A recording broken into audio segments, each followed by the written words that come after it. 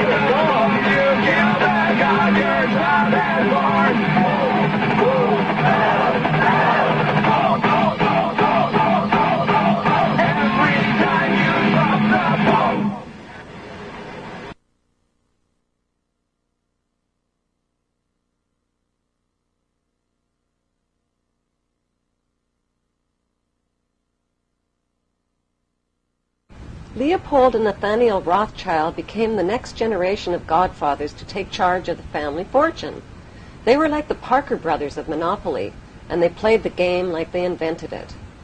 The brothers were the world champions, and that's because they knew the secret to winning. The secret to winning was to cheat, and the best way to cheat was to become the banker and rewrite the rules. So that's exactly what they did. Since the U.S. Congress was already in charge of the rules in the Federal Reserve Bank, winning the U.S. version of Monopoly meant they would have to outsmart Congress. So they sent Jacob Schiff, their trusted lifelong friend and neighbor from Frankfurt, Germany, to New York City, and they put him in charge of their friend company called Kuhn and Loeb. Then they ganged up with other big players by investing in Rockefeller Oil, Harriman Railroads, Carnegie Steel, and Brown Brothers Investment Banking. By 1901, the Rothschilds had amassed $22.2 billion in U.S. assets. The mayor of New York, John Hylan, called them the invisible government, while Congressman Louis McFadden called them a dark crew of financial pirates who would slit a man's throat to get $1.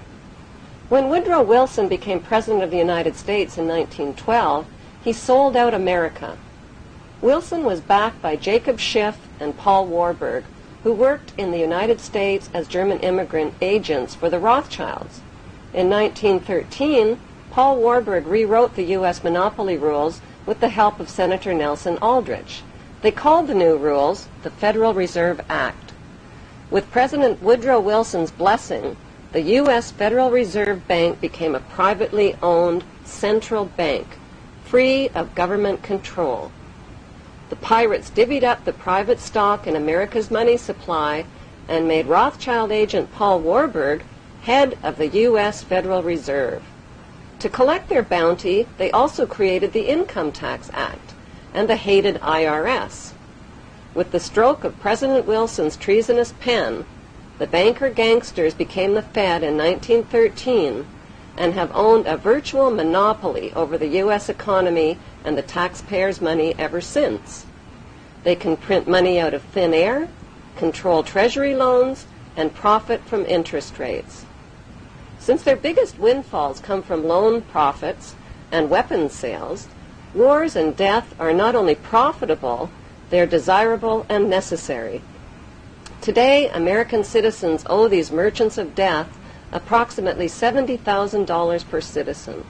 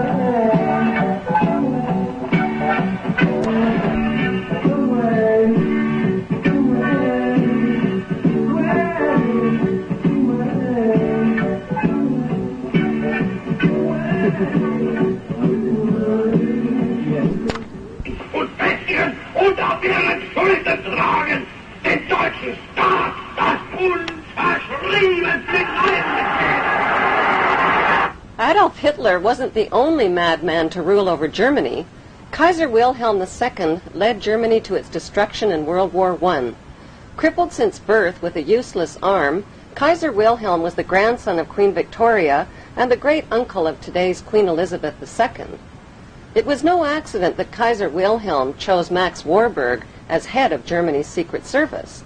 The Warburgs and the Rothschilds controlled Germany's central bank called the Reichsbank, which was founded by Mayer Rothschild. While Max and Felix Warburg helped finance Germany in World War I, their brother Paul Warburg of Kuhn and Loeb helped finance the American side by selling war bonds through the U.S. Federal Reserve Bank. The Rothschild and Warburg printing presses worked tirelessly on both sides of the Atlantic, rolling out debt money.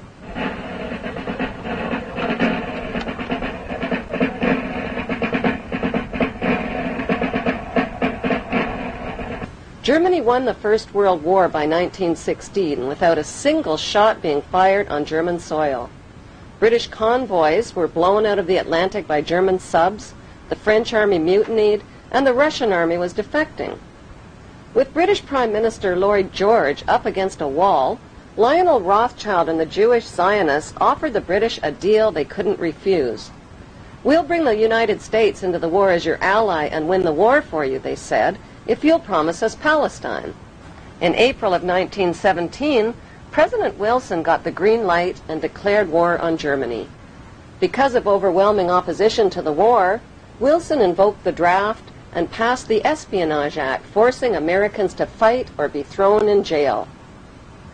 Billions of U.S. taxpayers' money was delivered to the British war machine, money that was never repaid. In return, the British government wrote the famous Balfour Declaration and addressed it to none other than Lord Lionel Rothschild. The declaration promised Palestine and Israel to the Rothschild Zionists. The Zionists believe that they are entitled to the land of Israel because, according to the Bible, Israel was promised to the Jews by God, and according to the Bible, the Jews are God's chosen race of people, a race favored by God above all others. 1817, Lord Allenby conquered the Holy Land, and the Jews were promised a national home in Palestine by the Earl of Balfour, a policy endorsed by Woodrow Wilson and by the League of Nations, which made Palestine a British mandate.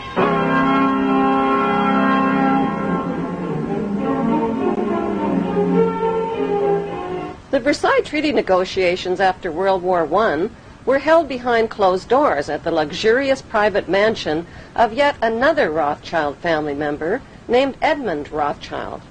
Treaty negotiators included Rothschild agent Paul Warburg as a United States delegate and Paul's brother Max Warburg as a German delegate.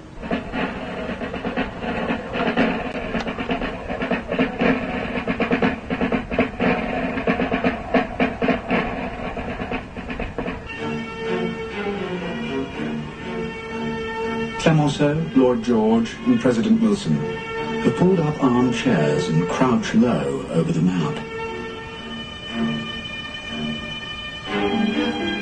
It is appalling that these ignorant and irresponsible men should be cutting Asia Minor to bits as if they were dividing a cake. During the afternoon, there is the final revision of the frontiers of Austria. Hungary is partitioned, indolently, irresponsibly partitioned. Then the Yugoslav frontier. Then tea and macaroons. The Versailles Peace Treaty forced Germany to accept guilt for the war. As punishment, Germany lost its army, navy, and colonies and had to pay the cost of the war through a debt to the gangster banksters that could never be repaid. World War I killed 9 million soldiers, injured, crippled, and impoverished millions, and collapsed 4 empires with large parts of France, Belgium, and Russia left devastated. Wars throughout history have always been waged by the ruling master class for conquest, power, and profit, and the subject class have always fought their battles. It wasn't until the close of World War I that soldiers began to ask why they were killing and being killed.